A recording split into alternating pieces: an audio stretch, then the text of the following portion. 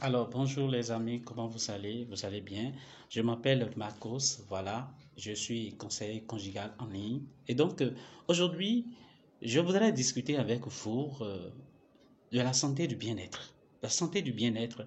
Et je voudrais discuter particulièrement de la santé intime. De la santé intime parce que la santé intime, nous constatons davantage qu'il y a malaise et mal-donne. Beaucoup de couples sont frustrés.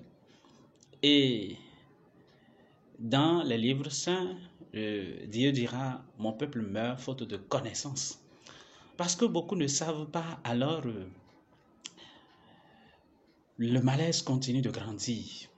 Alors, je voudrais venir sur deux astuces pour l'intimité dans le couple, l'intimité dans le couple, l'acte sexuel. Moi, je veux casser les tabous aujourd'hui pour parler de la vérité sur l'intimité sexuelle. Il faut plus se cacher certaines choses. Il faut se le dire de façon claire et nette.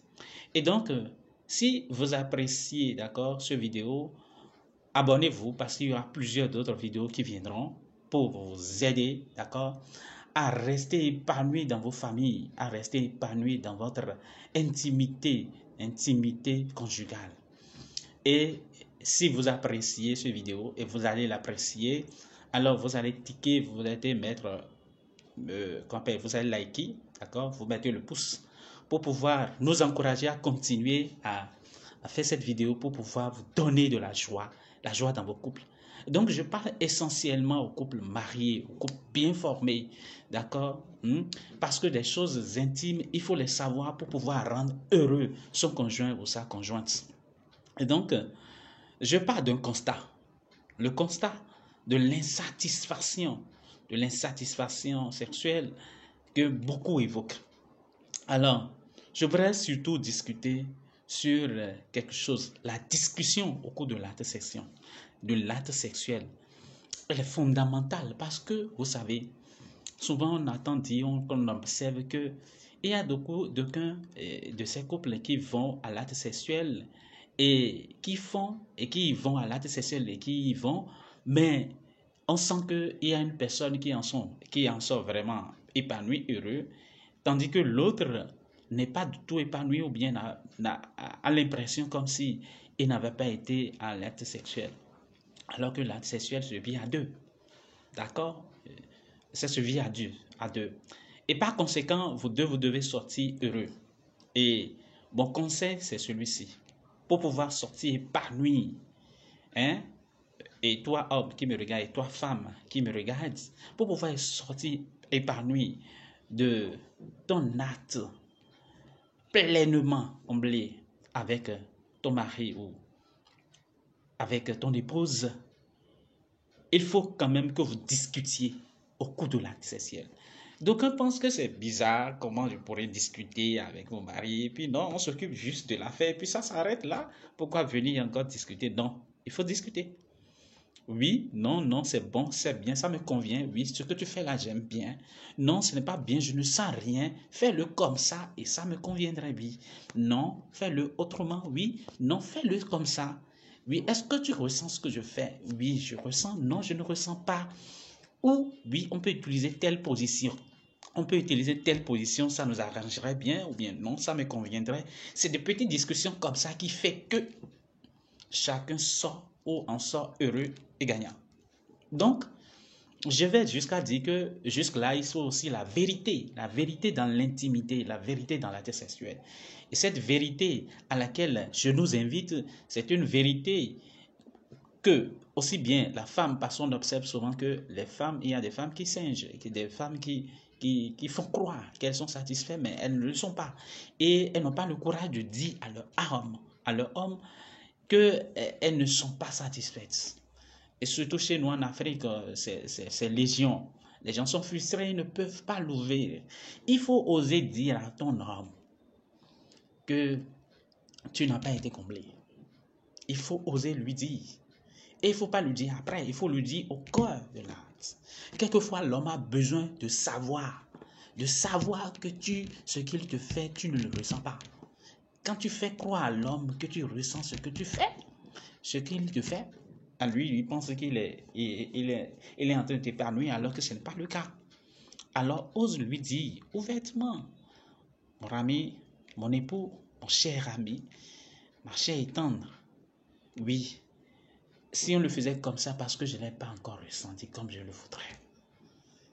Et il faut que l'homme aussi ait de l'humilité pour accepter parce qu'en comblant sa femme, il comble toute sa famille et son foyer parce que cette femme qui sort heureux de cet acte. Alors, vous allez sentir aussitôt toute la joie et toute sa rayonnance dans le foyer, dans la famille, sur les activités, sur les travaux et même sur les enfants.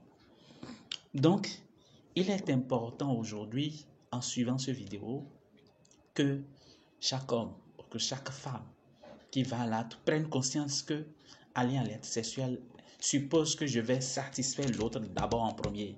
C'est vrai que le besoin me prend, mais c'est d'abord avant tout pour aller satisfaire l'autre. Et quand vous avez le souci de satisfaire l'autre, vous mettez tout en œuvre pour satisfaire l'autre. Et quand l'autre a souci de vous satisfaire, que vous avez le souci de le satisfaire, en résumé, quand vous sortez de là, vous êtes tous comblés et tous joyeux. Donc, première astuce pour vous, c'est de discuter au cours de l'acte et de vous exprimer les choses que vous voudriez faire. Et apprenez à le faire. Même si il y a des réticences au départ, apprenez à le faire. Et vous allez découvrir que la joie de le faire ensemble est beaucoup plus porteur que vos imaginations. Parce que souvent, au cours de l'acte, si la femme ne dit pas à son homme, je veux si, je ne ressens plus si, l'homme imagine ou pense qu'il est en train de satisfaire sa femme sur tel ou tel plan, en prenant tel posant, alors que la femme ne ressent pas toujours comme ça. De la même manière, la femme fait des choses pensant que son homme est totalement dedans alors que l'homme ne le ressent pas comme ça. C'est vrai que nous sommes constitués différemment. Et quelquefois, quand nous y allons en tant qu'hommes, nous pensons pouvoir faire plaisir à notre femme. Si nous ne lui demandons pas, nous ne le serons pas. Nous ne pouvons que rester dans notre imagination. Donc, faisons souvent l'effort de demander à notre femme, à notre épouse, qu'est-ce qu'elle ressent, qu'est-ce qu'elle voudrait avoir. Prenons du temps pour elle et vivons-le ensemble avec elle.